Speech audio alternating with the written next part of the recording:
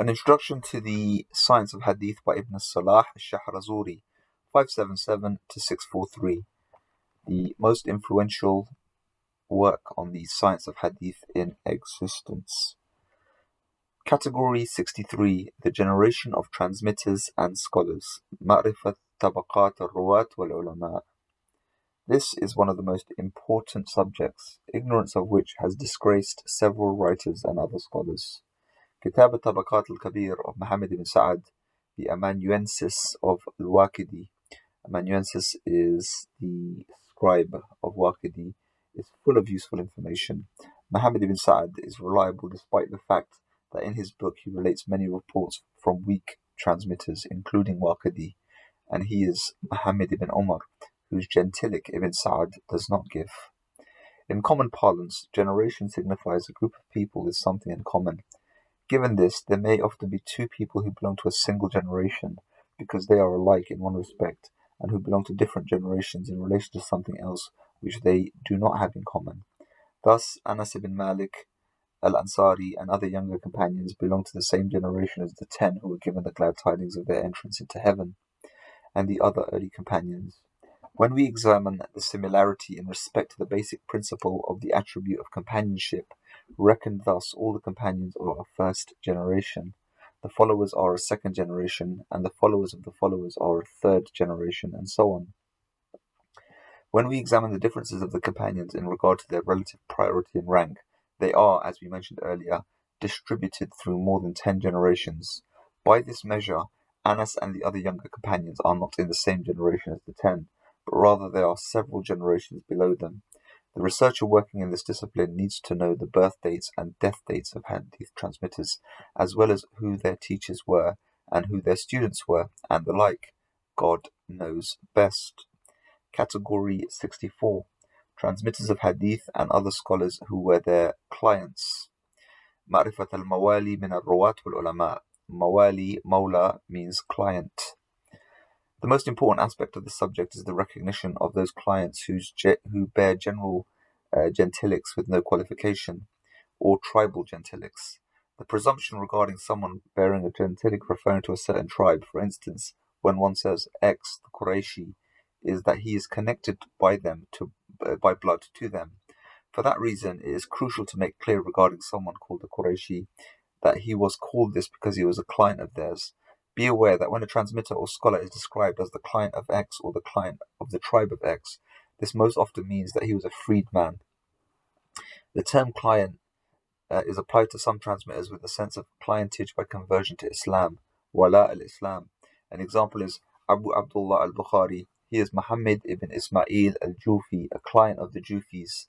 He bears the gentilic Jufi because he was one of their ancestors.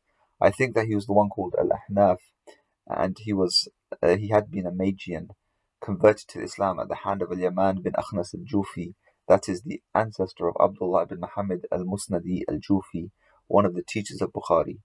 Another example is al-Hasan ibn Isa al-Masarjisi, the client of Abdullah ibn Mubarak. He was the client of Ibn al-Mubarak because he converted to Islam at his hands. He had been a Christian.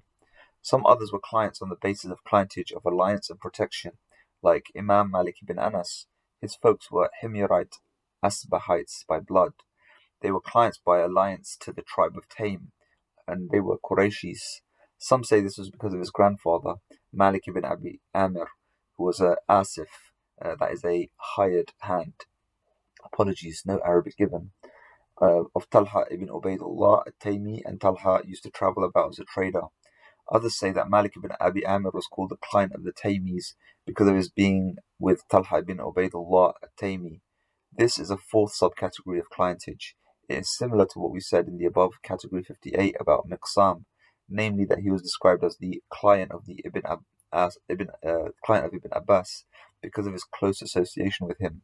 The following are examples of clients who bear tribal gentilics. The follower, Abul Bakhtari Sa'id ibn Fayruz al-Ta'i, he was a client of the tribe of Tay. The follower, Abu Aliya Rufay al-Riyahi al-Tamimi, he was the client of a woman of Banu Riyah. Abu Dawood Abdurrahman ibn Hurmuz al-Araj al-Hashimi, the transmitter from Abu Hurairah, Ibn Buhayna and others. he was a client of Banu Hashim. Al-Layth ibn Sa'ad al-Misri al-Fahmi was a client of the sub-tribe of Fahm. Abdullah ibn Mubarak al-Marwazi al-Hanzali was a client of the tribe of Hanzala. Abdullah ibn Wahab al-Misri al-Qurayshi was a client of the Quraysh. Abdullah ibn Salih al-Misri al-Juhayni, the amanuensis of Abu Layth ibn Sa'ad, was a client of the tribe of Juhayna. Sometimes the transmitter bore the gentilic of a tribe because he was the client of that tribe. An example is Abu al-Hubab Sa'id ibn Yasir al-Hashimi, the transmitter from Abu Huraira and Abdullah ibn Umar. He was a client of the Banu Hashim because he was the client of Shukran, the client of the Messenger of God. We heard that Zuhri said, I went to the Caliph Abdul Malik ibn Marwan and he said, Zuhri, where are you coming from? I said, from Mecca. He said, whom did you leave there to lead the people of Mecca? He said, Ata ibn Abi Rabah. He said, is he an Arab or a client? I said, he is a client. He said, how did he come to lead them? He said, by religiosity and transmission. He said, it is right for you possessing religiosity and transmissions to lead. Who leads the people of Yemen? I said, Tawus ibn Kaysan.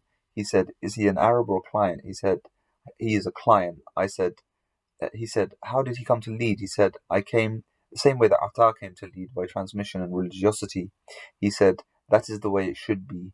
Who leads the people of Egypt? I said, Yazid ibn Abi Habib. He said, is he an Arab or a client? I said, he is a client. He said, who leads the people of Syria?